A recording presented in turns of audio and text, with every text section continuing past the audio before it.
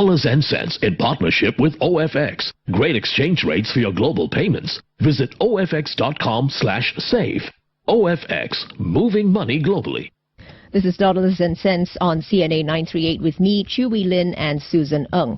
Well, these are unusual times as we navigate a pandemic, so it's definitely not business as usual, but business as unusual. How are SMEs faring in these times, especially in relation to cash flow, which is the lifeblood of business, and foreign exchange risk management? And where can SMEs turn to for their foreign exchange needs? We'll explore all these areas now with our guests from online foreign exchange and payments company OFX. So from OFX, we have the head for Singapore, Sean Wee, and joining Sean for this chat is Adam Ismail, who is Asia's head of dealing at OFX. First of all, gentlemen, thank you very much for making time today. Sean, let's start talking with you first. So let's look at the kinds of reasons for international money transfer for businesses. Good morning, William and Susan, and thanks for having us here today. Well, businesses send and receive money for various needs, right? And I can break it down into two general categories. One is trade-related, and the other one is non-trade related. So trade-related can be examples like companies who engage in cross-border trade will import and export goods or services, and as such, they need to pay suppliers invoices in foreign currency or receive from their overseas customers in foreign currency as well. For non-trade related, this can be operational or investment in nature, such as businesses who manufacture products, and as such, they need to buy new equipment for their manufacturing facilities, while others might have foreign entities and thus need to send funds for operational costs like staff salaries. A subsidiary of a global MNC might need to repatriate funds back to the HQ seasonally as well. And Sean, I understand that OFX started operations because there was demand for an international money transfer business in which honesty, certainty and value really mattered. What are some of the common issues businesses have been grappling with in these areas pertaining to international money transfers? That's a very good question. So first and foremost on most businesses' minds is definitely cost, right? And there are some platforms out there which do not actually reveal the exchange rates, and the users may be subject to high fees as well. So the actual cost of payment for their business can be pretty high, right? And this impacts the bottom line. Experience is also very important nowadays. Firms want to have a frictionless method of transacting, so they want more flexibility and more options. They want to deal in mobile apps, some like web platforms, and others prefer phone calls as well. So not all of them, they provide all information, and when you have an app like OFX that we provide the status of the transfers, such small information do impact and do accelerate the customer's transactional journey. Service standards, that's definitely for sure. So users want someone to speak to sometimes, especially when they've got more complex needs. They want to know what solutions are available to help their businesses to deal with new payment challenges that they may be grappling in this COVID environment as well. Lastly, access to FX solutions, right, which can be very relevant to the businesses. So, for example, they might hit a challenge of new markets that they're exporting to. So they have problems in terms of setting up international bank accounts to receive onshore foreign currencies, or they might have a larger size transaction or project at hand, and they want to find out what they can do to manage their business FX exposure. So such access to solutions are also very important. So really, in summary, cost, experience, as well as the access to FX solutions. Let's bring Adam Ismail into the conversation. Now, Adam, there's been a lot of talk about living in a volatile, uncertain, complex and ambiguous world, or a VUCA world, as we always say, which then makes this discussion even more important. What are some of those external powers that can bear down on currency movements? Yeah, sure, absolutely. As we said, these are certainly unprecedented times we're living in. Beyond that, you have ongoing political and economic factors that have been affecting the market and money transfers globally. We can look at the U.S. elections coming up. So people are anticipating how a candidate's win may impact monetary policy and economic strategies, decisions that will affect corporate America and global trade overall.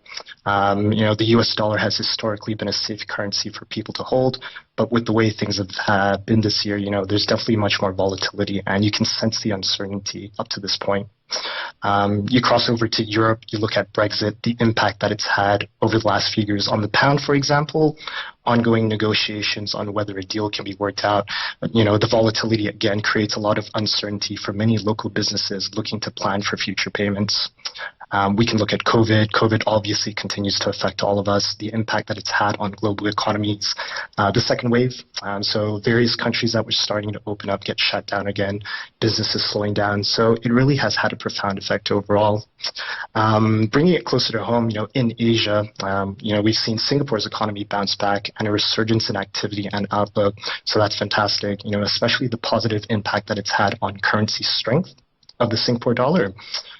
Singapore continues to be an attractive hub for foreign tech firms looking to set up shop and headquarters in Asia. So you have capital inflow, you have demand for the local currency, and you've really seen it rise almost 7% in the last half a year. So definitely a lot going on that has impacted the currency market and flow of funds globally. Right, and your thoughts on other situations closer to our region, such as China's economic recovery, for example, or maybe the situation in Thailand? I think for China, you take a look at Shenzhen, for example, as a city, again, a lot of tech development. It's, again, capital inflow, demand. So you see that resurgence coming back up. And I think, again, it presents a lot of opportunity. Obviously, with the protests in Thailand, again, a lot of ambiguity in terms of currency stability. It really, again, as I said, it's unprecedented times. So it's ambiguous what we can expect moving forward. Sean, how have you seen these global adverse situations affect consumers and businesses? Well, as a country, we've seen how the government has promoted Singapore's transformation, right, in the global economy. And not just the country itself, but supporting that will be the industries as well as the businesses that needs to transform. So because of this and the innate nature of human to adapt, we see that businesses are moving within their own lines of businesses and being disrupted. So for example, there's disruption in supply chains of companies, as the COVID has impacted countries worldwide. We see lockdowns affecting the supply chains, and as such, businesses would need to look for alternative sources and create new infrastructure to be able to derive the same goods and imports that they require. Business models are also being affected, so as such, there's adaptation on that part. There's diversification in geographies, opening up new economies, new client bases that companies are looking towards, and new products as well, right? So if they feel that their traditional products are not sustainable in this environment at this age, then they would shift to where the demand is now at, right? So transformation in terms of that business essence, how they have used to be operating, right, and moving away from such traditional means and adopting new methods and new means to thrive in this challenging times. This is what we've seen businesses do. This is Dollars and Cents on CNA938, and we are hearing from Sean Wee, who is head for Singapore at OFX, and Adam Ismail, head of dealing for Asia at OFX. Now let's go back to Adam now. Earlier you spoke about the global uncertainties around us. How can we protect our bottom line in the midst of all these developments that appear to be beyond our control? Yeah, I think the biggest challenge, we hear from clients and businesses that we help is how uncertainty and volatility affect their overall operating expenses. But I think equally important is the notion that, businesses haven't taken into account or considered how much effort it takes to be and remain prepared for changing market conditions. No one wants to spend more than they need to, right? But by the time businesses realize this, it's always too late. Prices have gone up, or they lack the capital to pay a supplier, and you're stuck not having an alternative solution to meet customer demand. So it ends up impacting your bottom bottom line. And I think in order to navigate through this type of environment, you definitely need to stay informed and prepared. One of the tools that we have at OFX is using a forward contract, for example, to protect against FX risk. And I'll look back at February and March, for example, a scenario where Singapore dollar weakened significantly against the US dollar right at the height of COVID. So let's say you're an importer having to pay suppliers in US dollars, you would have ended up seeing your costs go up significantly during this period of volatility. So in essence, the forward contract allows you to secure an exchange rate at the time of execution to be paid at a later date, so you have certainty over price and cost. This way, you've planned, you've forecasted for the next while or for any upcoming payments, and you don't have to worry further about price fluctuation. In the end, every dollar counts, so it's important that you make it count by being prepared. Sean, you must have dealt with SMEs who have foreign exchange needs, and we all know cash flow, working capital, these are very important for them. Every dollar counts.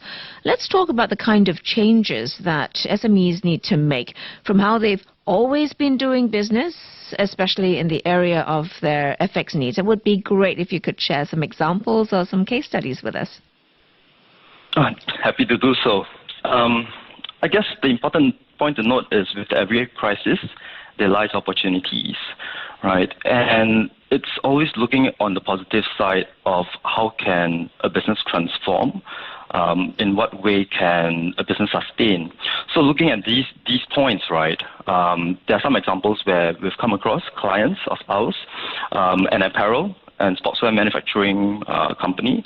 They've moved into manufacturing of face masks, right? So they've really created a new product vertical to deal with the increased demand in this sector as well. There is also a business, a company who provides consultancy services in IT and point of sale. And because businesses are moving away from brick and mortar setups more towards e-commerce, so this particular client of ours, they find that in this dwindling demand, they've moved to offering smart temperature screening devices and also face masks.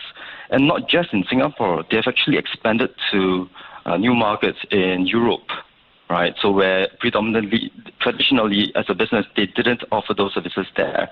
So in grappling with this new market penetration and entry, they then need to receive in GBP, in pounds, where in the past, it didn't have to. And meeting new challenges like these, they would then request from us to see how we can assist them with our platforms and our solutions.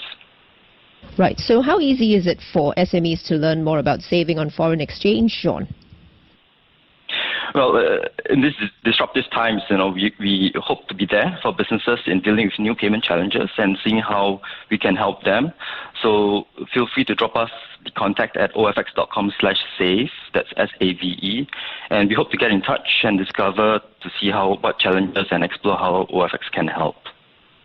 Wonderful. Thank you so much for speaking with us about the payment challenges that SMEs face out there. We've been hearing from Sean Wee, who is head for Singapore at OFX, and Adam Ismail, who is head of dealing for Asia at OFX. And for more details or a quick demo, you can fill in the online form at ofx.com/save. And do join us here on CNA938 next Wednesday, the 28th of October, at the same time as we discuss how businesses can broaden their income source by trading online.